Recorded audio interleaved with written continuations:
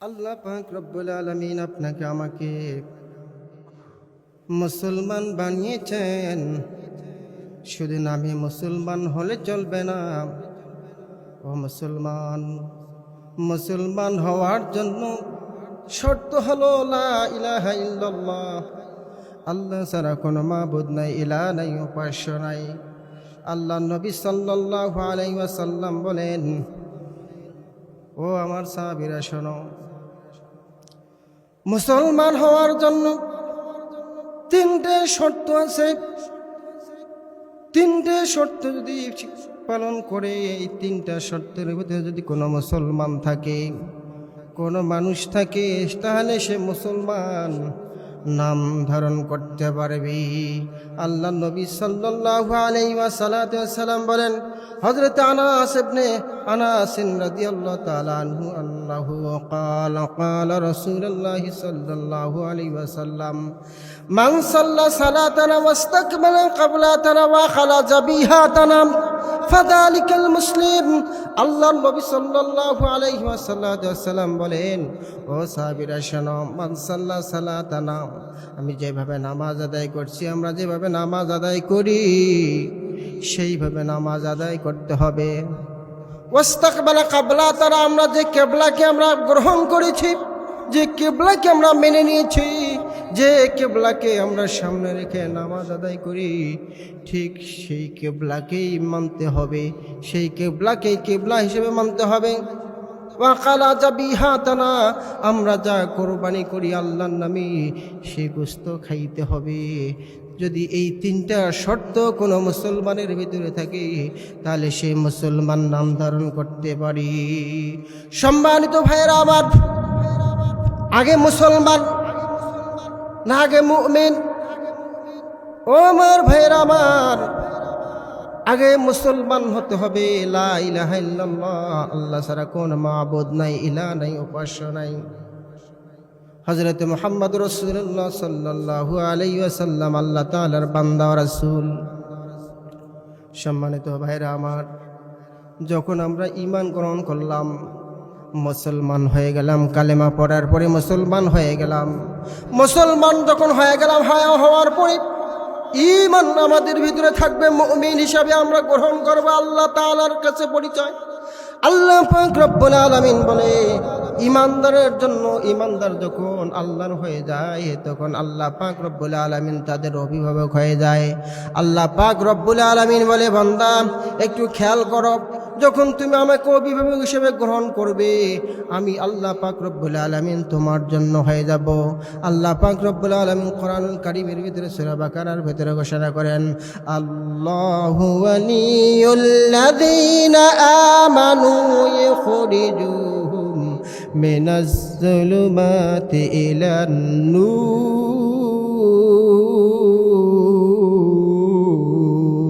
আল্লাহু আকবার। আল্লাহ পাক রব্বুল আলামিন বলেন, আল্লাহু ওয়ালিয়ুল্লাযীনা আমানু ইখরিজুহুম মিনাজ যুলুমাতি ইলান নূর ওয়াল্লাযীনা কাফারু আউলিয়াউহুমুত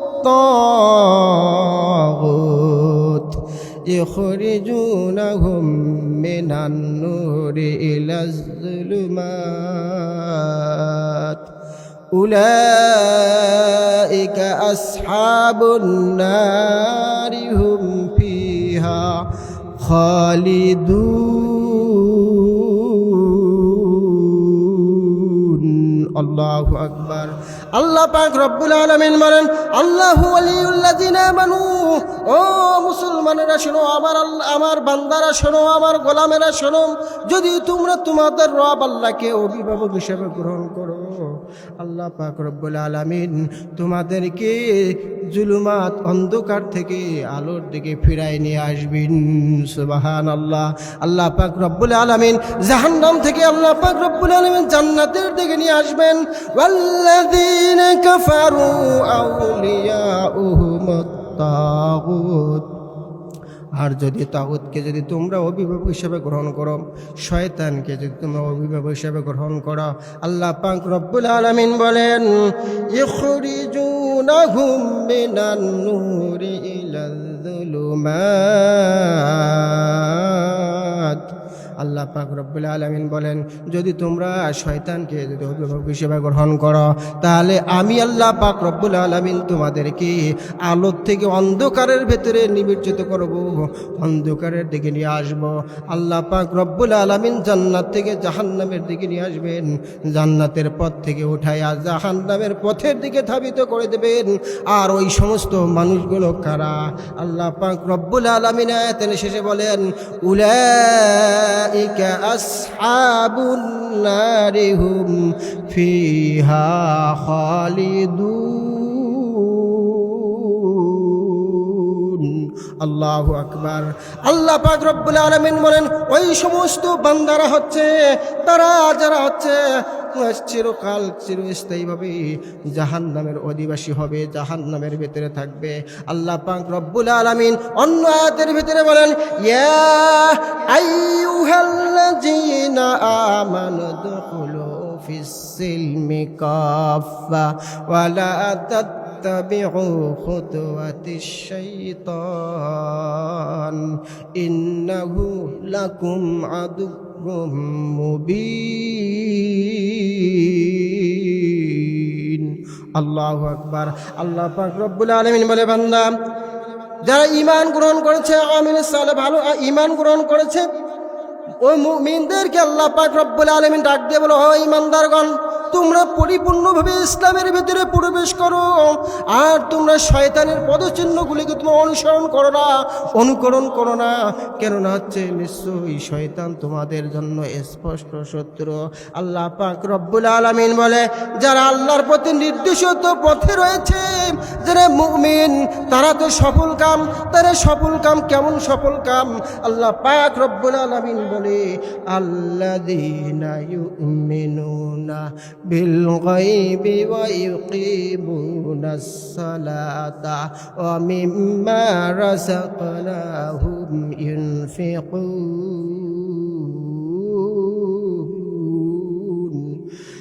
الذين يؤمنون بما أنزل إليك وما أنزل من قبلك وبالآخرة هم يوقنون أولئك على هدى من ربهم وأولئك هم المفلحون।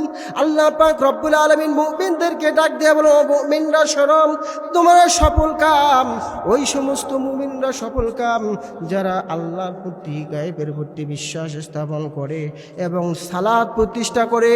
আল্লাহ পাক রব্বুল আলামিন যে রিজিক দিয়েছেন, এই রিজিক থেকে আল্লাহ রাস্তায় ব্যয় করে। পরের আয়াতে আল্লাহ পাক রব্বুল আলামিন বলেন, আল্লাযীনা ইউমিনুনা বিমা উনজিলা ইলাইকা ওয়া মা উনজিলা মিন ক্বাবলিকা ওয়া বিল আখিরাতি হুম ইউকিনুন। আর যারা ওই সমস্ত মুমিন যারা আপনার প্রতি ঈমান এনেছেন এবং আপনার পূর্ববর্তী যে যারা ছিল তাদের প্রতি ঈমান এনেছেন, এবং কিয়ামত সংঘটিত হবে, বিচার দিন সংঘটিত হবে, কিয়ামতের দিনের প্রতি দৃঢ়ভাবে বিশ্বাস স্থাপন করে, উলাইকা আলা হুদাম মির রাব্বিহিম। ওই সমস্ত মুমিন, ওই সমস্ত মুসলমান, ওই সমস্ত মানুষগুলো তাদের রবের নির্দেশিত পথে রয়েছে। আল্লাহ পাক রব্বুল আলামিন বলেন, ওই সমস্ত মুমিনদেরকে উলাইকা হুমুল মুফলিহুন।